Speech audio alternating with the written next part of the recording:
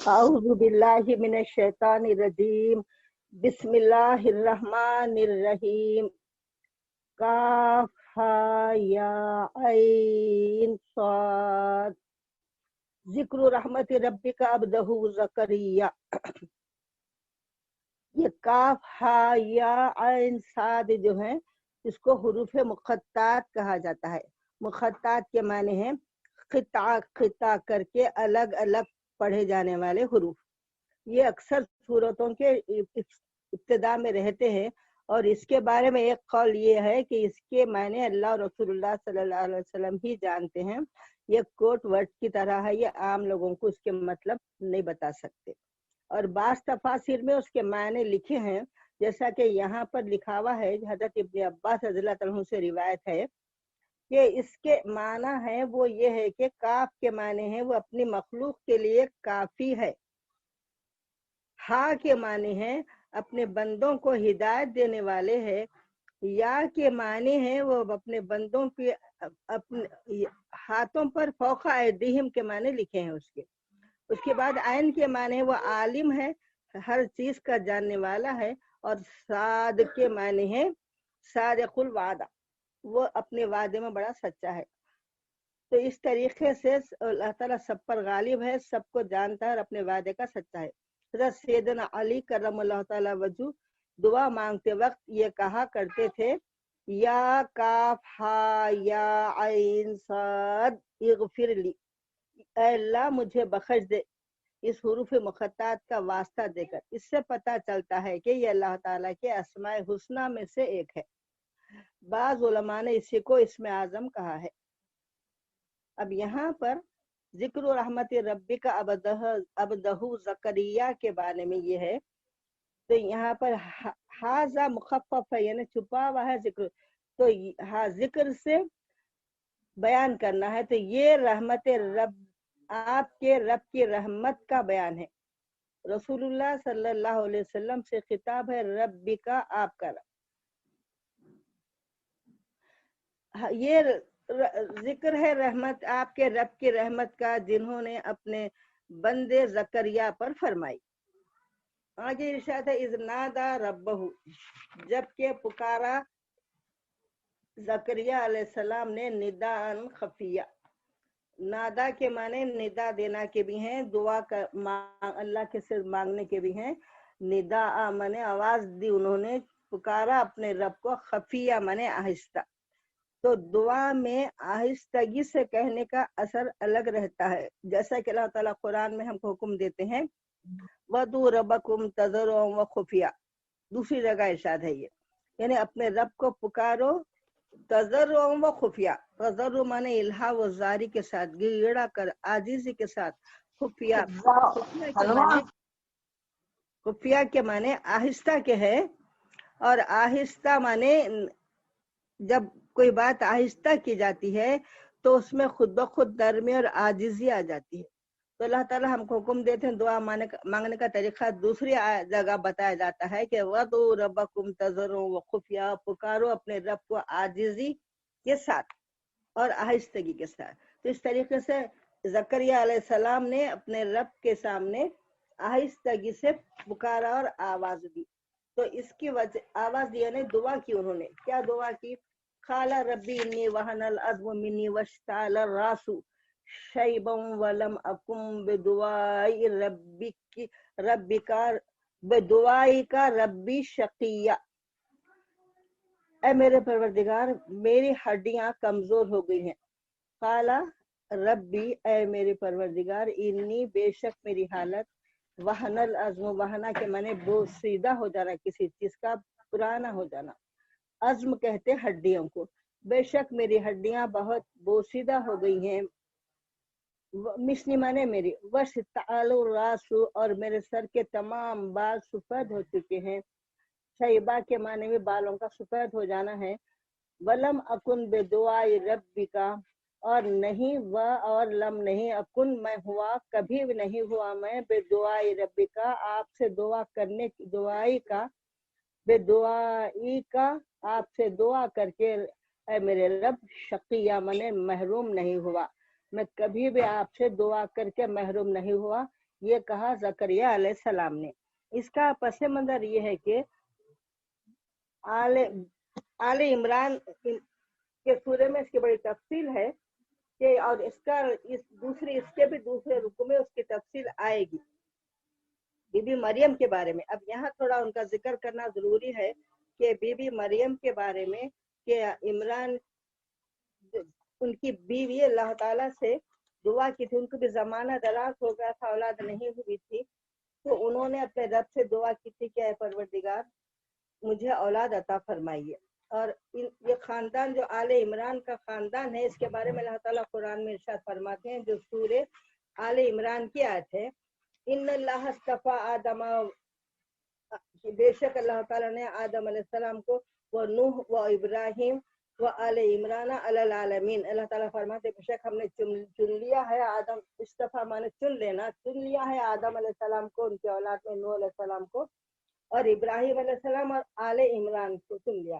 ان آل عمران کا خاندان بنی اسرائیل میں بڑا معزز مانا جاتا تھا، ان لوگوں کا خاندان میں بہت اعلیٰ اور اہل علم تھے۔ تو عمران کی جو بیوی تھی جن کا نام حنا بتایا جاتا ہے، بہت دن ہو گئے تھے ان کی اولاد نہیں ہوئی تھی، تو بی بی حنا نے منت مانی تھی کہ یا رب اگر مجھے اولاد ہو تو میں ان کو بیت المقدس کی خدمت کے لیے مخصوص کر دوں گی۔ جب ان کو بیٹی ہوئی تو بہت پریشان ہوئی، تو طے یہ پایا کہ اس بیٹی کو بیت المقدس میں چھوڑنا ہے، مگر چونکہ یہ بیٹی ہے اس لیے ان کی نگرانی کے لیے کسی کو مقرر کرنا چاہیے۔ لکھا ہے کہ 27 لوگوں نے خواہش ظاہر کی کہ ہم ان کی نگرانی کریں گے، مگر طے یہ ہوا کہ خورا ڈالا جائے گا۔ جب خورا ڈالا گیا تو خورا میں زکریا علیہ السلام کا نام نکلا۔ زکریا علیہ السلام بی بی مریم کے سگے خالو تھے، جو بی بی عیشا کے شوہر تھے۔ بی بی عیشا بی بی مریم کی سگی خالہ تھی، ان کے شوہر تھے، تو پھر آخر میں جو زکریا علیہ السلام، تو یہ گزرا کہ یہ طے ہوا کہ زکریا علیہ السلام کو آپ کا نگران کار بنایا جائے گا۔ بیت المقدس میں اعتکاف بیٹھنے والوں کے لیے کمرے بنے ہوئے تھے کہ کمرے بنے ہوئے تھے۔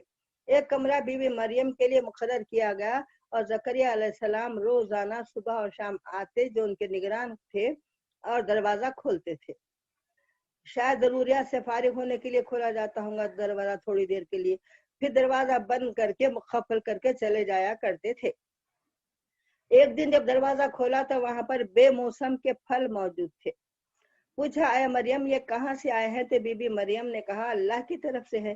ان کے دل میں خیال آیا کہ جو بے موسم کے پھل دینے پر قادر ہے وہ پروردگار مجھے بھی اولاد دے سکتا ہے۔ اس وقت زکریا علیہ السلام کی عمر 120 سال کی تھی، بعض روایت میں کہ 70 سال کی تھی، اور ان کی بیوی کی عمر 98 سال کی تھی۔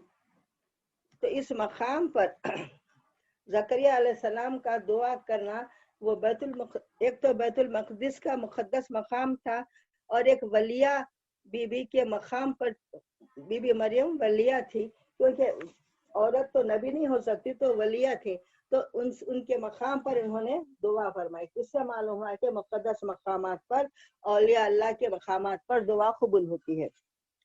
اور یہاں پر زکریا علیہ السلام نے یہ دعا کی جو سورہ آل عمران کی دعا ہے، یہ آل عمران میں ہے، ربی حبلی من لدنک ذریۃ طیبۃ انک سمیع الدعاء۔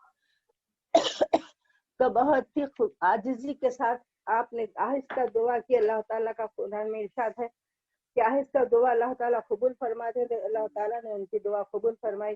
اور اللہ تعالیٰ اس آیت شریفہ میں ہم کو دعا کے آداب بھی سکھلاتے ہیں کہ جب اللہ تعالیٰ سے دعا مانگنا چاہیے تو پہلے اپنی مجبوری اور اپنی عاجزی گڑگڑا کر کہنا چاہیے۔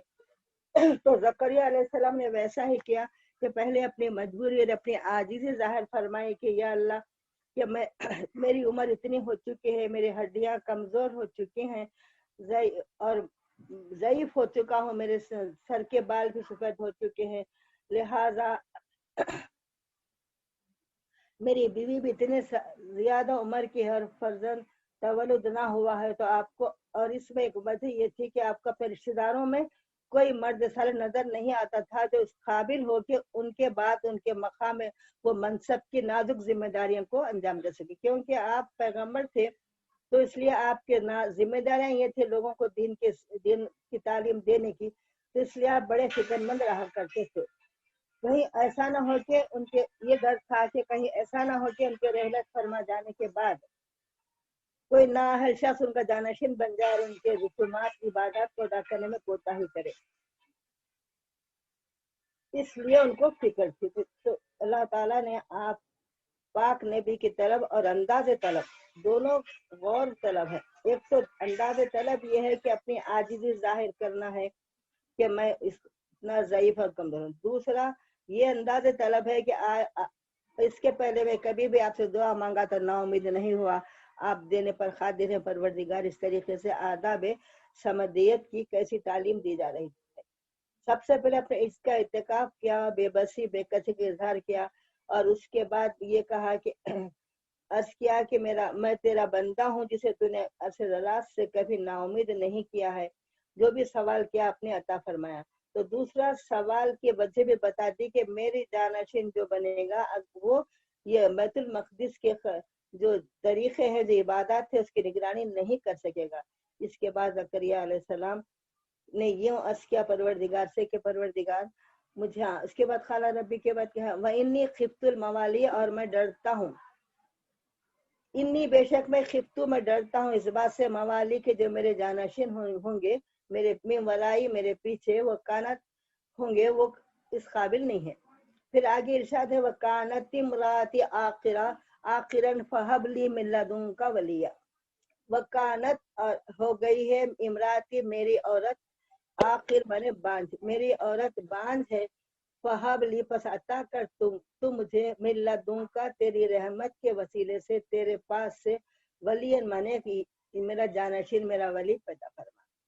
اس کے آگے ارشاد ہے یرثنی و یرث من آل یعقوب، جو وارث ہو میرا وارث ہو آل یعقوب کا. وَاجْعَلْهُ رَبِّی رَضِیًّا، اور وہ ایسا ہو کہ پروردگار کو ہمیشہ رضی مانے راضی رکھنے والا ہو. تو انبیاء کے وارث علماء ہوتے ہیں. اس کی وجہ یہ ہے کہ انبیاء دینار اور درہم کا ترکہ نہیں چھوڑتے ہیں، بلکہ وہ کسی کو وارث نہیں بناتے ہیں. وہ اپنے حکیمانہ ارشادات اور اپنے علم سے جو ہوتے ہیں اس کے قہر، ان کو اس کا وارث بناتے ہیں. تو حدیث شریف بھی ہے انما العلماء ورثۃ الانبیاء، بے شک علماء انبیاء کے وارث ہیں، کیونکہ انبیاء نے علم کا ترکہ چھوڑا ہے. پر جس نے علم حاصل کیا وہ گویا انبیاء کا وارث ہوا ہے. تو وراثت مال اور جائیداد پر نہیں ہوا کرتی ہے انبیاء کی، کیونکہ یہ بھی لکھا ہے کہ انبیاء کسی کے وارث ہوتے ہیں نا. انبیاء کا کوئی مال میں کوئی مال رہتا نہیں، اور اکثر جو مال کا کوئی وارث نہیں ہوتا ہے. ارشاد باری تعالیٰ ہے آگے اِنَّا نُبَشِّرُکَ یا زکریا. یا اللہ تعالیٰ زکریا علیہ السلام سے مخاطب ہیں. یا زکریا اِنَّا نُبَشِّرُکَ بِغُلَامٍ اسْمُهُ یحییٰ لَمْ نَجْعَل لَّهُ مِن قَبْلُ سَمِیًّا. اے زکریا ہم آپ کو بشارت دیتے ہیں، اِنَّا بے شک میں، نُبَشِّرُکَ آپ کو بشارت دیتا ہوں، بِغُلَامٍ غلام کہتے ہیں چھوٹے بچے کو، نابالغ بچے کو غلام کہا جاتا ہے. آواز نہیں آ رہی. آواز جی غلام عربی میں غلام کہتے ہیں بیٹے کو. بچے نصف ہو یا ان کا نام یحییٰ ہوگا. لم نجل لہ من قبل سمیہ، لم نجل نہیں بنایا ہم.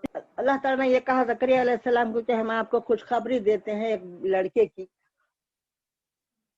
جن کا نام یحییٰ ہوگا. اور لم نجل لہ من قبل سمیہ، کہ لم نجل ہم نے نہیں بنایا ہے، لہو ان کے لیے، من قبل اس سے پہلے، سمیہ یہ نام، سمیہ کے معنی نام ہے، یہ نام ہم نے اس سے پہلے کسی کو نہیں دیا ہے. اللہ تعالیٰ فرماتے ہیں کہ ہم نے اس سے پہلے یہ نام کسی کو نہیں دیا ہے.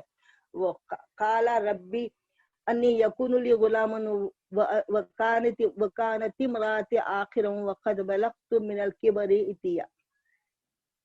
تو یحییٰ علیہ السلام کی ایک بات یہ ہے کہ یحییٰ علیہ السلام کا نام ایک واحد پیغمبر ہے جن کا نام ان کی پیدائش سے پہلے ہی اللہ تعالیٰ نے رکھ دیا. یہ بتا دیا کہ ان کا نام یحییٰ ہوگا، اور یہ نام ہم نے ان سے پہلے کسی اور کو نہیں دیا ہے.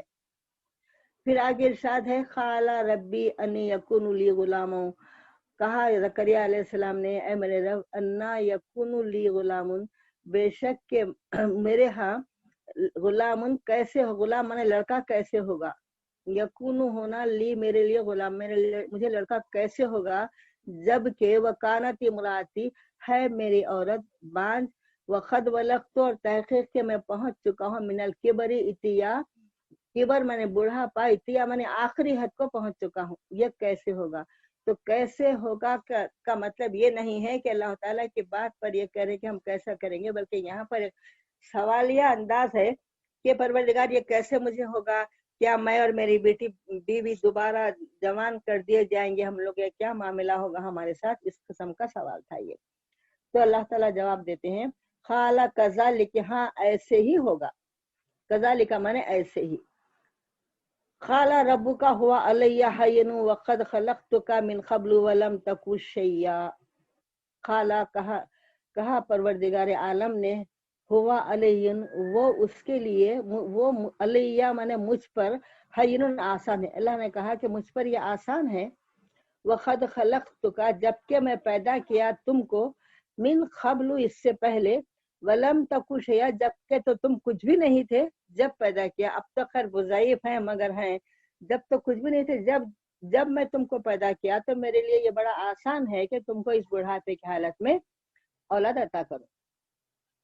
قال رب اجعل لی آیۃ، قال آیتک اللہ تکلم الناس ثلاث لیال سویا، خالا کہا پروردگار سے زکریا علیہ السلام نے، اجعل دیجئے مجھے، بنائیے، لی میرے لیے، آیتن کوئی نشانی، مجھے معلوم ہے کہ میری بیوی حاملہ ہے، مجھے لڑکا ہونے والا ہے، اس کی کوئی نشانی مجھے بتائیے، اس کا خار ربی جل لی آیا، یہ ہم کو بتائیے کہ میرے کوئی نشانی آیا، میں نے کوئی نشانی مجھے بتائیے۔ خالا کہا اللہ تعالیٰ نے آیتک اللہ تکلم الناس ثلاث لیال سویا، کہ آیت تمہارے لیے، آیت نشانی تمہارے لیے یہ ہے کہ اللہ تکلم الناس، اللہ من لا تکلم نہیں بات کر سکیں گے تم، ناس لوگوں سے، ثلاث لیال سویا مسلسل 3 رات 3 دن تک، سویا کے معنی ہے کہ آپ کوئی گونگے نہیں تھے، بیمار تندرست ہونے کے بعد، سویا مانے تندرست بالکل اچھے ہونے کے باوجود بھی تو آپ بات نہیں کر سکیں گے، یہ نشانی ہے۔ اس کے بعد جس وقت نکلے یا زکریا علیہ السلام اپنے کمرے سے تو بالکل اچھے خاصے تھے، پورے تندرست تھے، مگر آپ کچھ بھی بات نہیں کر سک رہے تھے، اللہ کا ذکر کر سک رہے تھے، ذکر اشارے سے اللہ کا ذکر کرنے کی تلقین کر رہے تھے، مگر کوئی انسان سے وہ بات نہیں کر سک رہے تھے۔ فخرج على قومه من المحراب فأوحى إليه أن سبحوا بكرة وعشيا، فخرج پس نکلے علی قومی اپنے قوم پر، من المحراب اس مقام سے، عبادت خانے سے، فأوحى پس وحی کی، الہ ہم نے ان کی طرف، ان سبحوا بکرۃ وعشیا، یہ کہ تسبیح بیان کرو، بکرہ مانے صبح صبح کے وقت، وہ عشیہ اور شام کے وقت، اس کے بکرۃ وعشیا کے ایک معنی یہ ہیں کہ اس زمانے میں نماز 2 وقت کی فرض تھی، بکرہ مانے فجر کی نماز، عشیہ مانے مغرب کی نماز ضروری تھی، تو یہ 2 نمازیں پڑھتے تھے، ان نمازوں میں اللہ کا ذکر کرتے تھے اور سبحوا اس کی پاکی اور تسبیح بیان کرتے تھے۔ تو اس سے ایک سب لوگوں کو ایک نصیحت ہے کہ جو اولاد کے خواہش مند ہیں وہ صبح اور شام اللہ کی تسبیح پاکی زیادہ بیان کرتے رہیں۔ جب اس کے بعد یحییٰ علیہ السلام پیدا ہو گئے تو اس کے بعد یحییٰ علیہ السلام کو جب اللہ نے نبوت عطا فرمائی تو اس کے بارے میں ارشاد ہے، یا یحییٰ خذ الکتاب بقوہ، اے یحییٰ اس کتاب کو پکڑ لیجئے بڑی قوت کے ساتھ۔ تو یہاں پر ایک بات یہ ہے، بقوتن وآتینا حکما صبیا، اور ہم نے تم کو عطا فرمایا ہے، حکم مانے حکمت اور دانائی اور نبوت کے معنی ہیں، سبیہ مانے بچپن میں، سبی کہتے ہیں بچے کو، تو بچپن میں عطا فرمائی۔ تو لکھا ہے کہ یحییٰ علیہ السلام 3 سال کی عمر میں نبی بنائے گئے، اور ان کو 3 سال کی عمر میں انہوں اچھے خاصے بڑے ہو گئے تھے، چلنا پھرنا بھی سب، بات چیت کرنا بھی آتا تھا یحییٰ علیہ السلام کو، اور وہ 3 سال کی عمر میں نبی بنائے گئے تھے۔ وَحْنَانًا مِن لَدُنَّا وَزَكَاةً وَكَانَ تَقِيًّا۔ وحنان وحن کہتے ہیں، وحنان کہتے ہیں نرمی کو اور مہربانی کو۔ تو اللہ تعالیٰ نے عطا کیا ان کو اپنی مہربانی سے، ملدنا اپنے پاس سے، زکاتاً وکانا تقیہ۔ زکات ان کے معنی ہیں پاک نفس لڑکا عطا فرمایا، بہت پاکیزہ لڑکا عطا فرمایا، وکانا اور سے تقیہ مانے وہ بہت ہی متقی پرہیزگار، اللہ کا خوف، حد سے زیادہ اللہ کا خوف کرنے والے تھے۔ وہ برم بوالدیہ ولم یکن جبارن عصیا، وہ برن بڑے نیک تھے، بوالدیہ اپنے ماں باپ کے بڑے خدمت گزار تھے، ولم یکن اور وہ نہیں تھے وہ، جبارن عصیا، جبار مانے زبردست سرکش، عصیا مانے نافرمان، تو وہ اپنے ماں باپ کے بڑے فرما بردار، بڑے خدمت گزار تھے۔ یحییٰ علیہ السلام کے بارے میں ہے یہ، اور وہ سخت نہ تھے، سرکش نہ تھے۔ پھر آخری آیت شریفہ ہے وَسَلَامٌ عَلَيْهِ يَوْمَ وُلِدَ وَيَوْمَ يَمُوتُ وَيَوْمَ يُبْعَثُ حَيًّا، سلام ہو ان پر جس دن وہ پیدا ہوئے اور جس دن وہ انتقال کریں گے اور جس دن وہ اٹھائے جائیں گے، حیا مانے زندہ کر کے اٹھائے جائیں گے۔ تو اس آیت شریفہ کی بڑی تفصیل یہ ہے کہ اللہ تعالیٰ نے سلام بھیجا ہے، سلام ان مانے اللہ سلام بھیجا ہے ان پر جس دن وہ پیدا ہوئے اور جس دن وہ انتقال کر جائیں گے اور جس دن وہ اٹھائے جائیں گے۔ تو 3 دن کی خصوصیت ہے۔ یہی آیت شریفہ آگے والے دوسرے رکوع میں اور دوبارہ آئی ہے، اور وہاں پر غائب کے صیغوں میں آئی ہے۔ تو اس آیت شریفہ کی اہمیت یہ ہے کہ اللہ تعالیٰ سلام بھیجتا ہے ان پر جس دن وہ پیدا ہوئے۔ تو اللہ تعالیٰ تو سلام ہر وقت بھیجتا ہے، وہ بھیجنے پر قادر ہے، مگر خصوصیت کے ساتھ جو اللہ نے ذکر فرمایا کہ پیدائش کے دن سلام، وہ یوم ولید، جس دن پیدا ہوئے اس دن سلام، اور جس دن وہ انتقال کر جائیں گے اس دن سلام۔ اللہ تعالیٰ کا سلام آتا ہے انبیاء پر جس دن وہ پیدا ہوئے، جس دن وہ انتقال کر گئے اور جس دن وہ اٹھائے جائیں گے۔ تو اس طریقے سے اللہ تعالیٰ کے پاس پیدائش کی اور انتقال کے دن کی اور اٹھائے جانے کے دن کی بڑی اہمیت اور فضیلت ہے۔ تو اس لیے رسول اللہ صلی اللہ علیہ وسلم بھی ارشاد فرماتے تھے، رسول اللہ صلی اللہ علیہ وسلم روزہ رکھا کرتے تھے ہر پیر کا، اس لیے پوچھنے پر ارشاد فرمایا کہ میں اس دن پیدا ہوا اس دن روزہ رکھتا ہوں۔ تو قرآن و حدیث میں پیدا ہونے کے دن کی اہمیت ہے اور انتقال کے دن کی اہمیت ہے۔ تو معلوم یہ ہوا کہ جو انبیاء اور اولیاء ہوتے ہیں ان کے پیدائش کے دن اللہ تعالیٰ خصوصی طور پر سلام ان پر بھیجتا ہے، ان کے انتقال کے دن خصوصی سلام بھیجتا ہے۔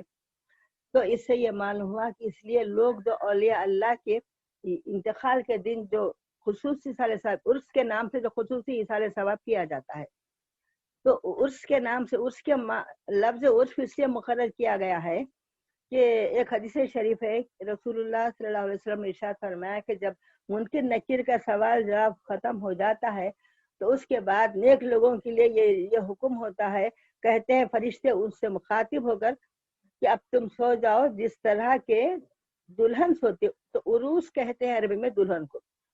تو جس دن دلہن جس طرح کے دلہن سوتی ہے یعنی بالکل بے فکر آرام سے سو جاؤ، یہ مطلب ہے۔ تو اللہ تعالیٰ بھی سلام بھیجتا ہے جس دن وہ انتقال کر گئے ہیں۔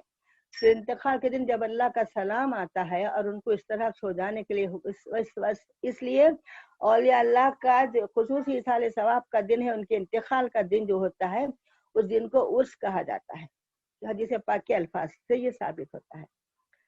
تو لہٰذا اللہ تعالیٰ کی طرف سے جب سلام آتا ہے انتقال کے دن، تو ہم انتقال کا دن ان کے لیے بڑا خصوصیت کا دن ہوتا ہے۔ تو اس لیے عام لوگ بھی اس دن اولیاء اللہ کی یاد منان کے اس دن خصوصی طور پر ان کے ایصال ثواب خصوصی طور پر کیا جاتا ہے، اس کو عرس کا نام دیا جاتا ہے۔ یہ نہ فرض ہے نہ واجب، مگر جائز ہے، یہ طریقہ کار ہے کیونکہ اللہ تعالیٰ اسلام میں دن اور تاریخ کی بڑی اہمیت، اس لیے خاص طور پر یوم کا لفظ استعمال کیا گیا، یوم ولیدہ پیدائش کا دن، یوم یموت انتقال کا دن، یوم یبعث حیا اٹھائے جانے کا دن۔ تو اسلام میں دن اور تاریخ کی بڑی اہمیت ہے۔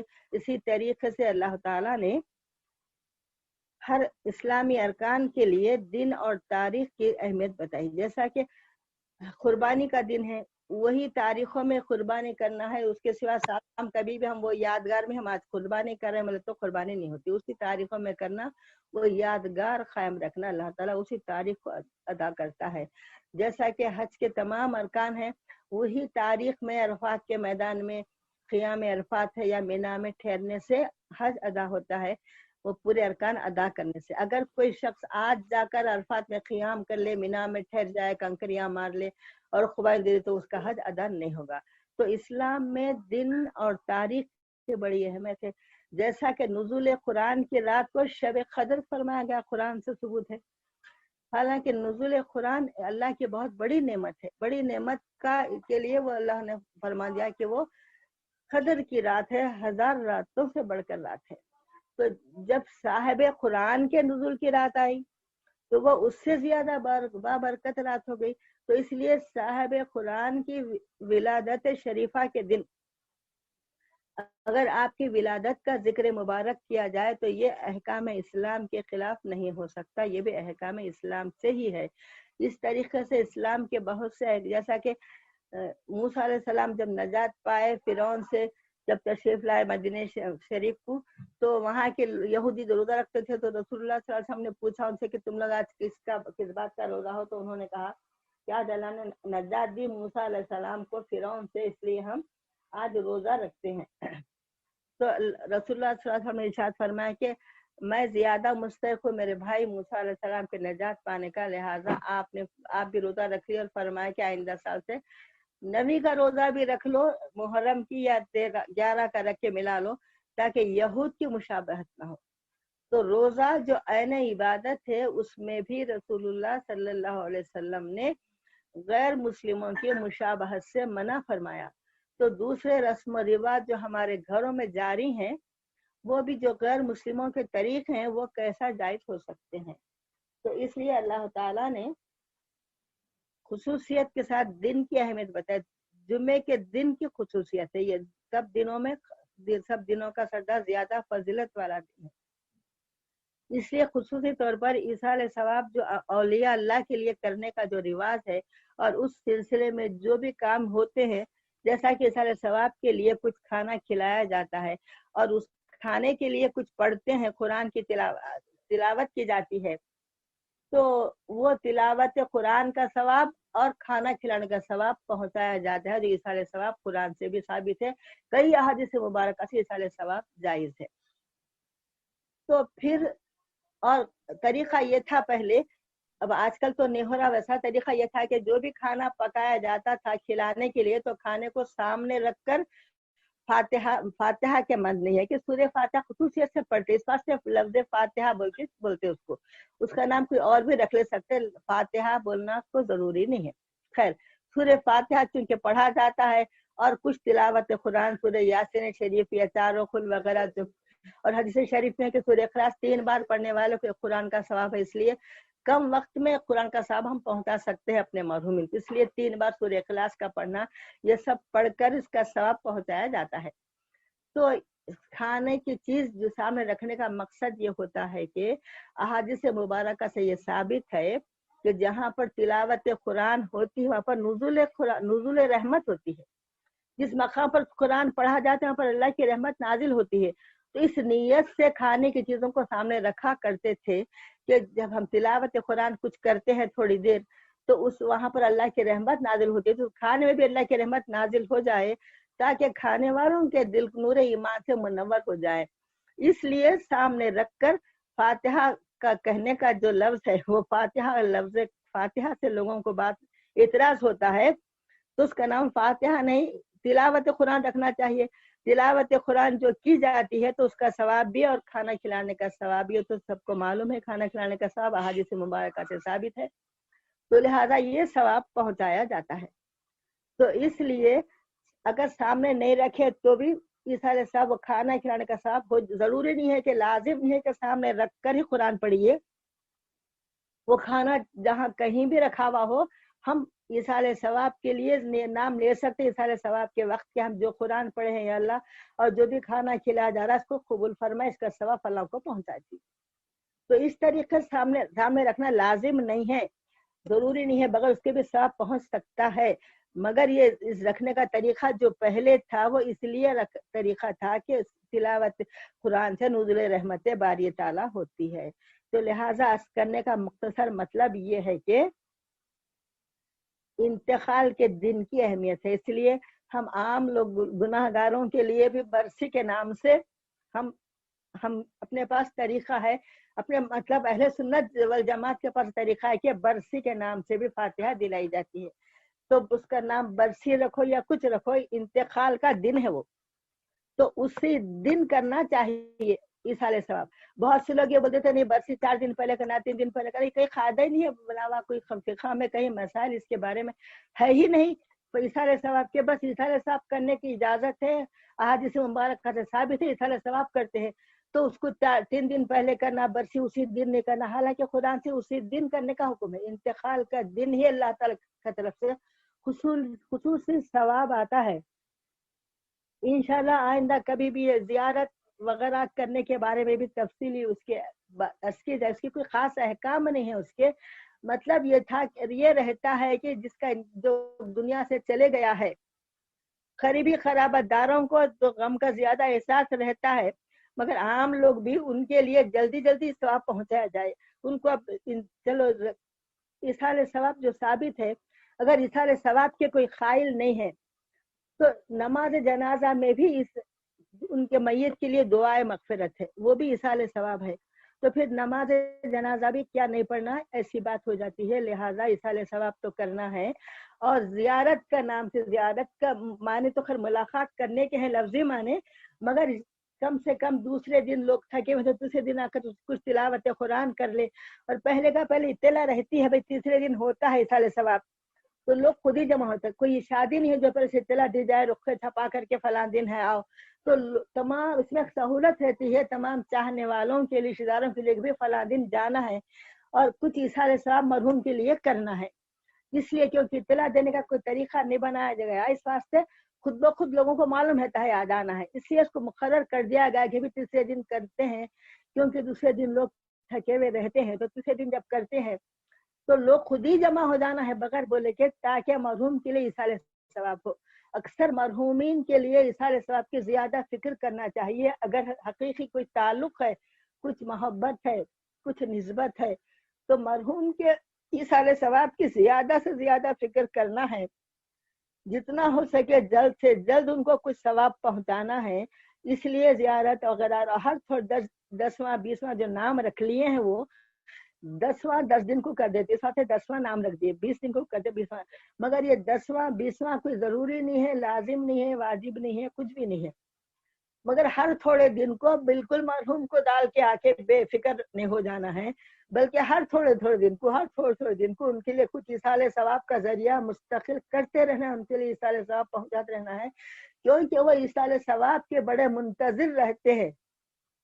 ایک حدیث شریف میں ہے کہ جس وقت دفن کر کے میت کو جب لوگ جاتے پلٹتے خبر بند کرتے رہتے، اس وقت میت اس قدر آہوزاری سے، اس قدر حسرت کے ساتھ ان کو دیکھتی ہے اور یہ کہتی ہے میت کہ میرے لیے کچھ کریے. جیسا کہ یہ الفاظ ہیں، جیسا کہ ڈوبتا ہوا پانی میں ڈوبتا ہوا شخص کنارے پر ٹھہرے ہوئے لوگوں کو بڑا حسرت سے دیکھتا ہے کہ اب میں کچھ نہیں کر سکتا، تم میرے لیے کچھ کرو. ویسا ہی میت اس طرح حسرت سے دیکھتی رہتی ہے. تو جہاں تک ہو سکے ہم سب کو ایصال ثواب کے لیے جو کر سکتے ہیں وہ کرنا ہے. اور ایک بات ذرا طول ہو رہی ہے مگر ضروری میں سمجھتی ہوں. ایک بات یہ ہے، عام طور پر میت کے گھروں میں لوگ جب آتے ہیں تو خورپانے لے کے بیٹھ جاتے، اور کئی لوگ جو ہے منہ سے الفاظ ادا نہیں کرتے، خالی آنکھوں، جیسا کہ اخبار دیکھ رہے ہیں ویسا آنکھوں سے خالی الفاظ دیکھتے رہتے ہیں. یہ تلاوت قرآن کا ثواب نہیں ہے، اور تلاوت قرآن کی بے حرمتی ہوتی ہے. ویسے خصوص کر میت کے دن کہ قرآن کا پارا ہاتھ میں رہتا ہے، باتیں کرتے رہتے، ہر ایک پورے لوگ تو میرا مشورہ یہ ہے کہ بجائے پارے ہاتھ میں دینے کے، کون چند لوگ پڑھتے ہوں گے، اللہ ان کو اجر عطا فرمائے، بہت سے لوگ پارے ہاتھ میں ہر جگہ میں دیکھی ہوں کہ پارے ہاتھ میں رہتے ہیں، آپس میں بات کر لیتے رہتے ہیں، پارے ہاتھ میں رہتے ہیں، مستقل آیت پہ ٹھہراتے نہیں، کوئی آداب نہیں ہے تلاوت قرآن کے، نہ شروع کرے وقت بسم اللہ اور تعوذ پڑھتے ہیں، بلکہ بات کرے پھر قرآن پڑھ لیے، اور وہ بھی ایسا پڑھتے اللہ ہدایت دے، صحیح طریقے سے پڑھنے کی توفیق عطا فرمائے، خالی آنکھوں سے دیکھ لینا، تلاوت سمجھ لیتے ہیں۔ ایسی تو بہت سی باتیں ہیں جو معاشرے کی ہیں، اللہ ہم سب کو ہدایت دے۔ تو خصوص کر رسالہ ثواب کے بارے میں عرض کرنا یہ چاہ رہی تھی میں کہ تلاوت قرآن سے زیادہ بہتر یہ ہوگا کہ بیج ڈال کر کلمہ طیبہ پڑھنے کو بٹھایا جائے لوگوں کو، زیادہ تر وہ لوگوں کو آسان بھی دکھتا ہے، بیچ میں بات بھی کر لیتے رہتے ہیں وہ لوگ۔ تو اس طریقے سے، کیونکہ ایک روایت سے ثابت ہے، ایک واقعہ بھی بڑا تفصیل سے لکھا ہوا ہے کہ کم سے کم 70,000 بار کلمہ طیبہ جس کے لیے جس کی اصالہ ثواب کو ہو دیا، خود جانے والا پڑھ لے کے جا رہا تو بہت اچھی بات ہے، نہیں تو 70,000 بار کم سے کم کلمہ طیبہ پڑھ کر کوئی کسی کو ثواب پہنچاتے ہیں تو حدیث شریف کے الفاظ ہیں کہ اس کی مغفرت یقینی ہو جاتی ہے، 70 بار کلمہ طیبہ جس کے لیے پڑھا جاتا ہے۔ تو جہاں تک ہو سکے اللہ تعالی ہم سب کو، ہم جو بھی سنتے ہیں، اللہ تعالی ہم کو عمل کی توفیق عطا فرمائے، اور ہمارے دل میں اولیاء اور انبیاء کی عقیدت، محبت، احترام ڈال دے کہ جیسا کہ انبیاء علیہ السلام کو اللہ تعالیٰ نے اتنی اہمیت سے قرآن پاک میں بیان کیا ہے، تو ہم سب کو ان کے لیے ان کی محبت ہمارے دلوں میں ہونا ہے، کیونکہ جس سے محبت ہوتی ہے قیامت میں ان کا ساتھ نصیب ہوتا ہے۔ اس لیے ایک حدیث شریف ہے، ایک دفعہ ایک صحابی آئے رسول اللہ صلی اللہ علیہ وسلم کے پاس اور عرض کیا، یا رسول اللہ قیامت کب ہوگی؟ تو آپ صلی اللہ علیہ وسلم نے یہ فرمایا کہ تم نے کیا تیاری کی ہے قیامت کے لیے؟ جو سوال پوچھ رہے ہیں کب ہے قیامت، تو کیا تیاری کر کے رکھے ہیں؟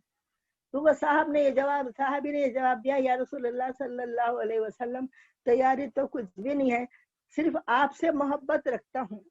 تو رسول اللہ صلی اللہ علیہ وسلم نے ارشاد فرمایا کہ المرء مع من احببت، آدمی اسی کے ساتھ رہتا ہے جس سے وہ محبت کرتا ہے، مگر محبت حقیقی ہونی چاہیے، جس کو محبت کے جو تقاضے ہیں وہ پورے ہونے چاہیے، محبت اتباع کراتی ہے، محبت کی جو بڑی تفصیل ہے۔ خیر، تو یہ سوچنے کی بات ہے ہم کو کہ یہ واقعہ 2 صحابہ سے منقول ہے، 2 صحابہ نے اس طرح کا سوال کیا اور 2 کو یہی جواب دیا گیا۔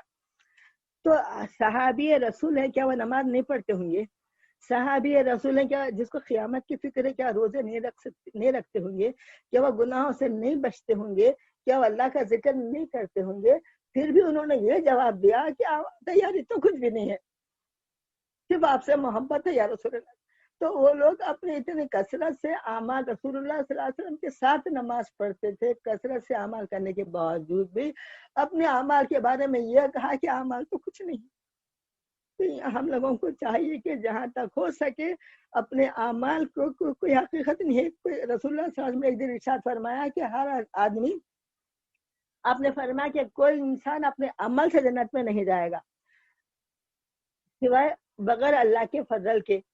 تو بی بی عائشہ صدیقہ رضی اللہ عنہا نے پوچھا، یا رسول اللہ کیا آپ بھی؟ تو آپ نے فرمایا ہاں میں بھی۔ تو کوئی آدمی اپنے عمل سے جنت میں نہیں جائے گا، عمل تو کرنے کا حکم ہے، رسول اللہ صلی اللہ علیہ وسلم کیے ہیں، صحابہ کیے ہیں، حکم دیے ہیں، کرنا تو ہے، مگر عمل پہ بھروسہ نہیں رکھنا ہے کبھی بھی، صرف اللہ کے فضل سے بخشا جائے گا۔